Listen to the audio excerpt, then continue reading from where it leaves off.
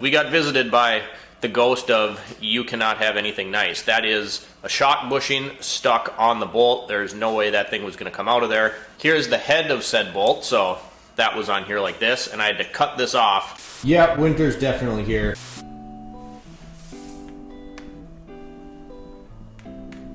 Good old snap off.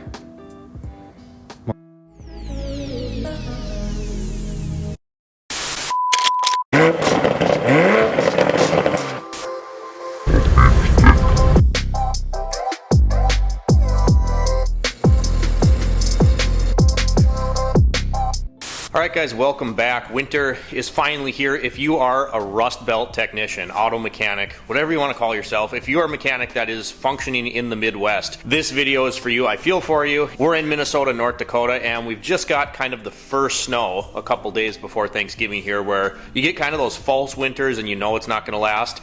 This is that one that sinks your gut and you're like, I know winter is here to stay. So we're going to talk about winter time, working on cars in the winter time, and rust and all the joy that that brings. So let's get into it. Thankfully, it is Tuesday, the Tuesday before Thanksgiving, Tuesday afternoon. We're done working on customer cars until after Thanksgiving, so I was able to bring the Mountaineer in and thaw it out a little bit. Just to show you what we're dealing with, we're going to head out the door. It's going to be windy, it's wild out there, so I don't know what the audio quality is going to do.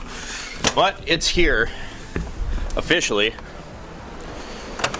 This is what it looks like outside the shop right now. Go look at some of these customer cars.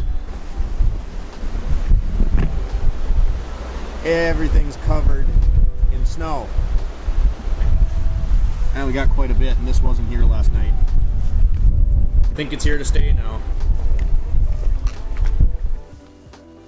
So winter time is officially here, folks, and unfortunately this time this wasn't one of those fall snows. It looks like it's here to stay. I've lived in Minnesota, North Dakota my whole life, and I hate it every year. And it seems like every year that goes by, I hate it more and more. So I wanted to talk about how the winter time affects auto repair, and I think that's part of the reason I dread it more and more every year. Sure, there are activities I like doing in the winter time.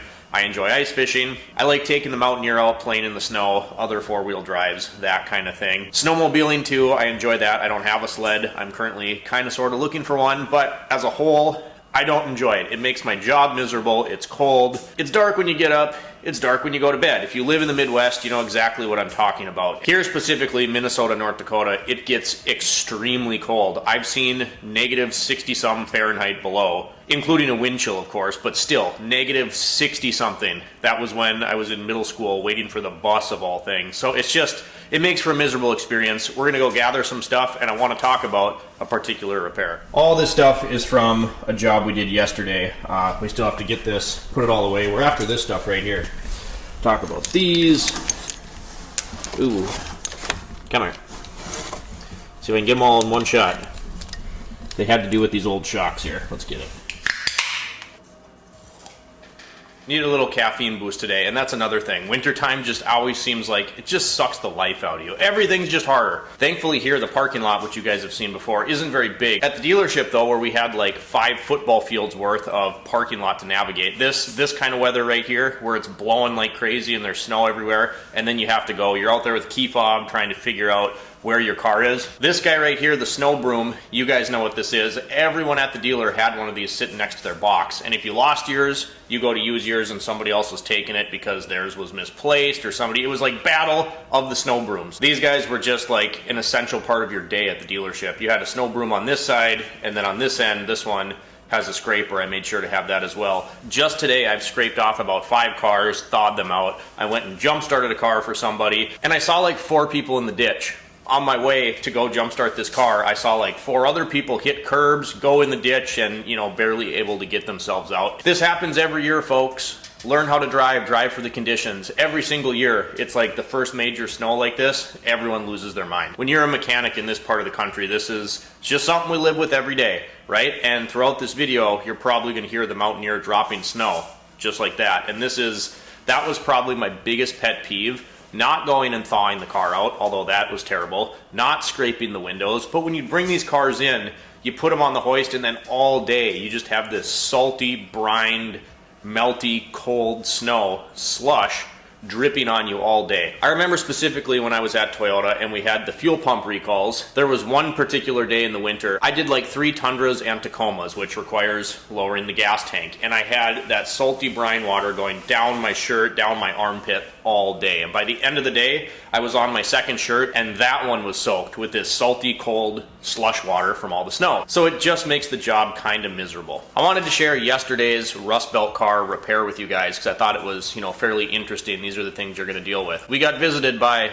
the ghost of you cannot have anything nice. That is a shock bushing stuck on the bolt. There's no way that thing was going to come out of there. Here's the head of said bolt. So that was on here like this, and I had to cut this off. Then I had to pound this, what's left of the shock bushing and the bolt out of the subframe of the car. So this was great, and you expect this kind of thing on a car that's lived up here its entire life. That's why I push the salts gun. That's why I push the fluid film. You do that stuff, this isn't nearly as likely to, happen to your car. So this was a great day. First, I broke that snap-on socket that you saw at the beginning of the video there. I'm not going to say I did or did not have that on an impact. Don't put your chromey sockets on the impact gun, but that was, I realized this guy was not going to move. And I had soaked them. Again, that is the shock bushing with the bolt completely seized inside. So after we do this, then it was go time. We got the angle grinder. We cut the head of the bolt off so we could pound this section through the subframe.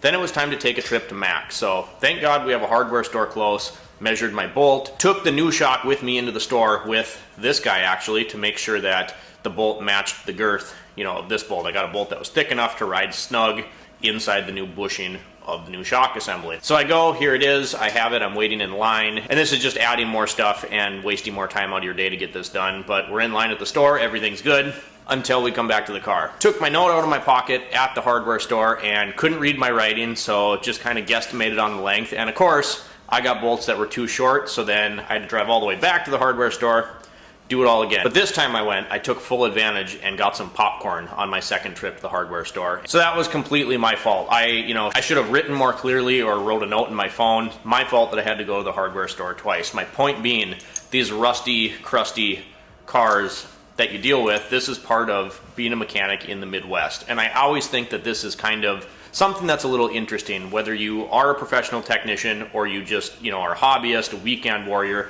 and you work on your own car from time to time. You know exactly what I'm talking about when you start getting that tunnel vision, you start seeing red, here's a shock job that pays, let's just say both sides is an hour book time, 0.8, whatever it was.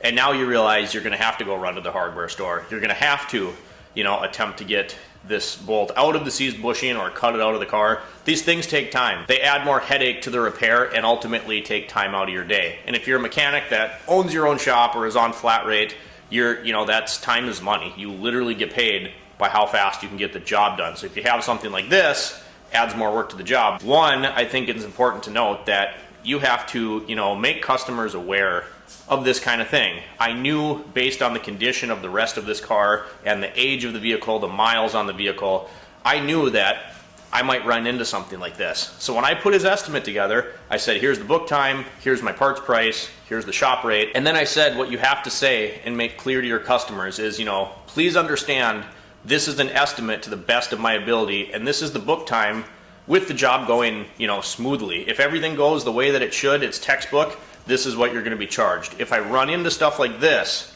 and I did take pictures, the ones that you have seen, and sent them to the customer, I said, you know what? There's going to be extra labor involved because I have to spend time to get these out. I had to cut these out of the car. He was completely understanding of that, and I'm really grateful to have, for the most part, really, really good customers. This isn't typical of this repair. This isn't how it's supposed to go. This made it take over twice as long as it should have to get this done because you got to be careful with your cuts. You don't want to destroy the subframe of the car trying to cut this thing out, getting careless. First, you try to get the bolt out and you realize quickly that that's not going to be the case. Plus the time to go to the hardware store and get the appropriate bolt. All of that stuff takes time, and unfortunately that's going to add to the cost of the repair. And this is common in this region. This is just stuff that's going to happen.